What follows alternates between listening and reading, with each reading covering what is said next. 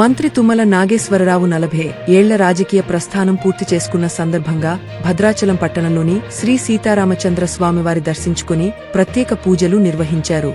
అనంతరం సీతా నిలయంలో విలేకరుల సమావేశం నిర్వహించడం జరిగింది. ఈ సందర్భంగా మంత్రి మాట్లాడుతూ భద్రాచలంలో కరకట్ట నిర్మాణం, సీసీ రోడ్లు, రామాలయ అభివృద్ధి పనులు, 2013లో జరిగిన గోదావరి పుష్కరాల విజయవంతం ఇలా చెప్పుకుంటూ పోతే అనేక సంక్షేమ పథకాలను సైతం అభివృద్ధికి చేశానని, అదేవిధంగా ఖమ్మం నుంచి వాజేడు మండలం లొటిపిటగండి వరకు అనేక చోట్ల రహదారులను అభివృద్ధి చేయడంతో పాటు కాజ్వేలు, హైలెవెల్ వంతెనలు నిర్మాణాలు టీడీపీ హయాం నుంచి నేటి వరకు జిల్లా ప్రగతిలో చెరగని ముద్రన్నారు. అదేవిధంగా నలుగురు ముఖ్యమంత్రి వద్ద మంత్రిగా 40 ఏళ్లుగా దిగ్విజయంగా ప్రజాసేవలో కొనసాగుతున్నానని ఈ సందర్భంగా తెలియజేశారు. అనంతరం పలువురు మంత్రికి శాలువతో సన్మానించారు. ఈ కార్యక్రమంలో ఎమ్మెల్యే డాక్టర్ తెల్లం వెంకట్రావు, తెలంగాణ రాష్ట్ర అటవీ అభివృద్ధి corporation chairman Podem Veeraiah, major గ్రామ పంచాయతీ సర్పంచ్ పూనం కృష్ణ, దేవస్థానం ఈవోకే Damodar, Yashoda Rambabu, S A Rasool, B Venkatareddy, Ratnam Ramakant, Nallapu Durgaprasad, Chintarala Ravi, Varun Kumar, Vasireddy Sambasivarao, Congress party నాయకులు పాల్గొన్నారు. సామాన్యమైనటువంటి నాకు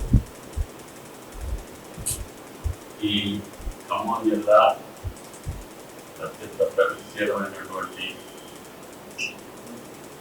అత్యంత రాజకీయ చైతన్యం కలిగినటువంటి, అన్ని రాజకీయ పార్టీకి అవకాశం ఇవ్వగలిగేటటువంటి, విభిన్న విచిత్ర అత్యంత ప్రాముఖ్యత కలిగినటువంటి జిల్లా. ఎంతో మంది ప్రాంతాలకు చెందిన నేను 45 సంవత్సరాల రాజకీయ గడపడం, పెద్ద వామపక్ష నాయకులు, వారితో సహనం, వారితో సావాసం, అదేవిధంగా ఆనాడు వ్యతిరేకంగా ఉన్నటువంటి పెద్ద రాజకీయ నాయకులు అనుకూలంగా ఉన్నారు, వ్యతిరేకంగా కూడా.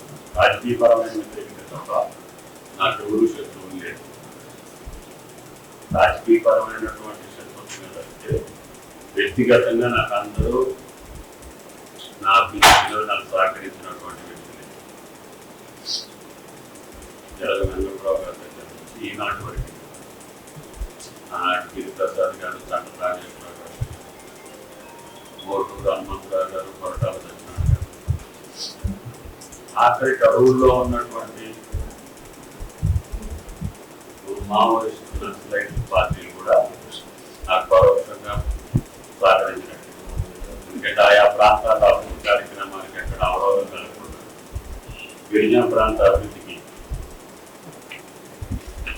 నన్ను ఎక్కడా కూడా ఇబ్బంది పెట్టలేదు. అది గుండాలు కావచ్చు, ఆడపిల్లి కావచ్చు, మనుకోడు కావచ్చు, పెట్టుగండి దాకా ఆనాటి ఉమ్మడి ఖమ్మం జిల్లాలో ప్రతి గ్రామానికి, ప్రతి ప్రాంతానికి, ప్రతి వార్డు మీద, ప్రతి వంక మీద వంతెనలు కట్టే అవకాశం, ప్రతి నది మీద బ్రిడ్జిలు కట్టే అవకాశం, ప్రతి కార్యాలయాన్ని నిర్మాణం చేసే అవకాశం, ప్రతి అభివృద్ధి కార్యక్రమంలో ఆ భగవంతుడు నాకు భాగస్వామ్యం కల్పించే అవకాశం అంతే. అందుకని ఆ కార్యక్రమాలు, ఆ కట్టడాలు, ఆ సౌకర్యాలు ఈ 45 సంవత్సరాల సుదీర్ఘ రాజకీయంలో వాటి చూసినప్పుడు నాకు ఆత్మసంతృప్తి. కాబట్టి ఈ యొక్క రాజకీయ జీవితం శ్రీరాముడి సన్నిధిలో ఎన్టీ రామారావు గారి సహకారంతో ప్రారంభమై ఈనాడు నలుగురు ముఖ్యమంత్రుల దగ్గర స్వచ్ఛంగా క్యాబినెట్లో ఉండే అవకాశం, ఇంకా అనేక ముఖ్యమంత్రుల దగ్గర ఈ జిల్లాకు పనులు చేయించే అవకాశం, ముఖ్యమంత్రులు కూడా రాజశేఖర రెడ్డి గారు కావచ్చు, రోషి గారు కావచ్చు, జనార్దన్ రెడ్డి, విజయభాస్కర్ రెడ్డి, అట్లాగే అందరి దగ్గర నాకు చేసే అవకాశం దొరికింది. ఆడగూడి జిల్లాకి ఏదైనా అడిగితే ఆడపల్లిలో ఉన్న కాడికి చేసి పెట్టే అవకాశం కిరణ్ కుమార్ రెడ్డి గారు. తర్వాత నేను ఉన్నటువంటి ముఖ్యమంత్రులు కూడా నాకు సంపూర్ణ అవకాశం ఇచ్చారు. రామారావు గారితో పాటు చంద్రబాబు గారి గవర్నమెంట్ సుదీర్ఘకాలం అవకాశం, కేసీఆర్ గారి దగ్గర అవకాశంలో ఉండే అవకాశం, అదేవిధంగా రేవంత్ రెడ్డి గారు కూడా నాకు ఈ రాష్ట్ర అభివృద్ధిలో అదేవిధంగా ముఖ్యంగా రైతాంగానికి సంబంధించి నాకు అవకాశం ఇచ్చింది. మీ యొక్క సహకారం, ఖమ్మం ప్రజల యొక్క సహకారంతో ఇంకా మిగిలిపోయినటువంటి భారీ ప్రాజెక్టుకు సంబంధించి భద్రాద్రికి రైల్వే కనెక్టివిటీ, అదేవిధంగా రాముడు పల్లకి చూసి ఎయిర్ కనెక్టివిటీ, అదేవిధంగా పోలవరం పూర్తయిన వాటర్ వేస్ కూడా ఆ రోజు చర్బా వెంకటాపురం నుంచి బర్మింగ్హామ్ కెనాల్కి ద్వారా చెన్నైకి నౌకాయానం ఉండేది. మళ్ళీ దాన్ని పునరుద్ధరించాలనేది నా కోరిక. అంటే గోదావరి మనం అన్ని రకాలుగా సాగునీటికి రవాణాకు వాడుకొని ఈ ప్రాంతాన్ని అభివృద్ధి చేసే అవకాశం.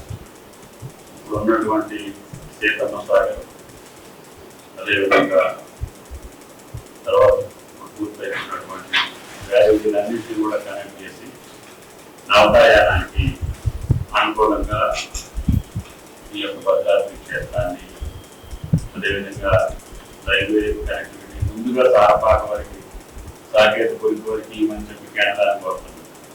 పాండురంగాపురం నుంచి 16 కిలోమీటర్లు సర్వే జరుగుతుంది. మనకి గోదావరి అవతల ఒడ్డు కోరికన్నా మనకి రైల్వే కనెక్టివిటీ వస్తే దక్షిణ భారతదేశానికి అదేవిధంగా భద్రాద్రికి కనెక్టివిటీ వస్తుంది. ఇటువంటి అన్ని పనుల్లో కూడా మీ యొక్క సూచనల ప్రకారంగా నేను ప్రభుత్వంలో ఎక్కువ కాలం ఉండే అవకాశం నాకు దక్కింది కాబట్టి ఆ పనులు పూర్తి చేసే అవకాశం కూడా నాకు దక్కింది. అందుకనే నేను చేసిన పనుల్లో ఈ భాగస్వామ్యం కూడా ఉంది. మిమ్మల్ని అందరినీ కూడా ఈరోజు నేను మొదటిసారి ప్రమాణ స్వీకారం చేసిన 50 సంవత్సరాలు ఈ టైంకి ప్రమాణ స్వీకారం అయింది కాబట్టి మళ్ళీ భద్రాద్రి రాముడిని దర్శించుకోవడం కోసం వచ్చాను.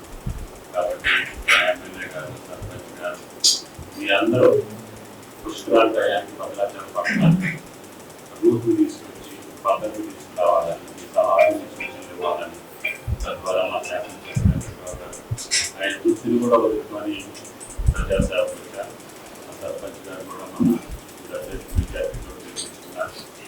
అందరూ కూడా దేవుడి మీద అభిమానం ప్రేమతోటి భద్రాద్రి రాముడు అంటే భద్రాద్రి కాబట్టి అటువంటి పుణ్యక్షేత్రానికి సేవ చేసే అవకాశం మీ ద్వారా మాకు